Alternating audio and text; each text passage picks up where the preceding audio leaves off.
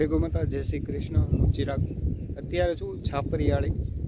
અમારી પાછળ જે દેખાય છે એમ ભાવનગર મહારાજ દ્વારા કૃષ્ણકુમાર સિંહજી દ્વારા આ હવા મહેલની સ્થાપના કરવામાં આવી હતી છાપરિયાળી જેસર તાલુકામાં. હવે તમને અંદર જઈને બતાવું કઈ રીતનું છે. હાલ આ મહેલ સંપૂર્ણ રીતે જર્જરિત હાલતમાં છે. એક પણ જગ્યા ઉપર જવાની સ્થિતિ નથી.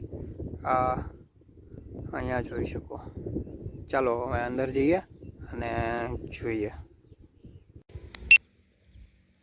આ સાઈડથી કંઈક મહેલ આવો દેખાય છે.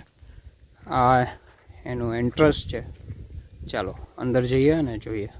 આ સાઈડથી આવો કંઈક વ્યૂ છે ચારે બાજુનો, અને મહેલની હાલત અત્યંત ખરાબ છે.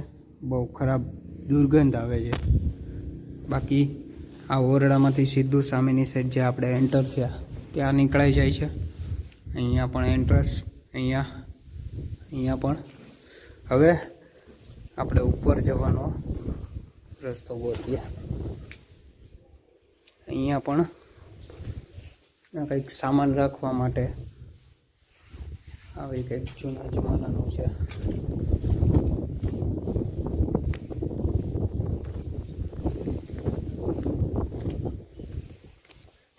બધા ઓરડાનું એન્ટ્રન્સ એક જ સાઈડથી છે. આ કંઈક આવી સીડીઓ છે ઉપર જતી હોય એવી. જો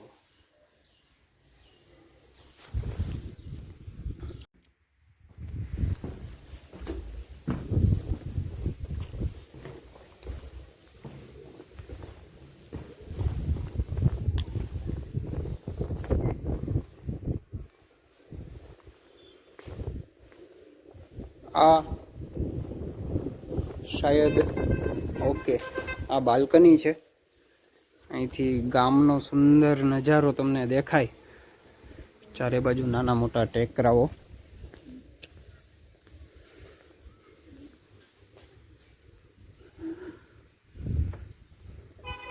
ચાલો નીચેની જેમ સેમ આ 3 મોટા રૂમ આજુબાજુમાં, અને અહીંયા ફરો ને એટલે એકદમ ઠંડી હવા આવતી હોય એવો અહેસાસ તમને થાય.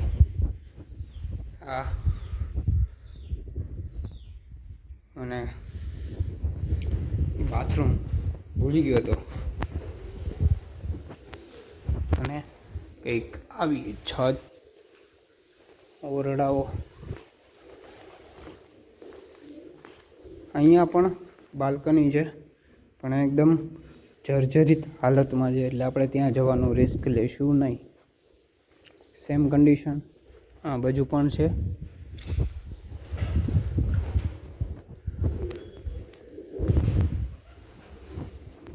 કબૂતરખાનું બનાવી નાખ્યું છે. અહીંયા જુઓ,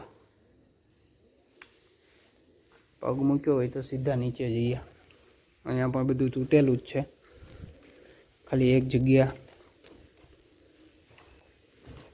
અને આ પણ સેમ બાથરૂમ.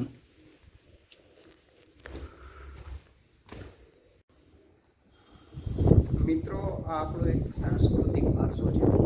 અત્યારે આવી ખરાબ હાલતમાં છે.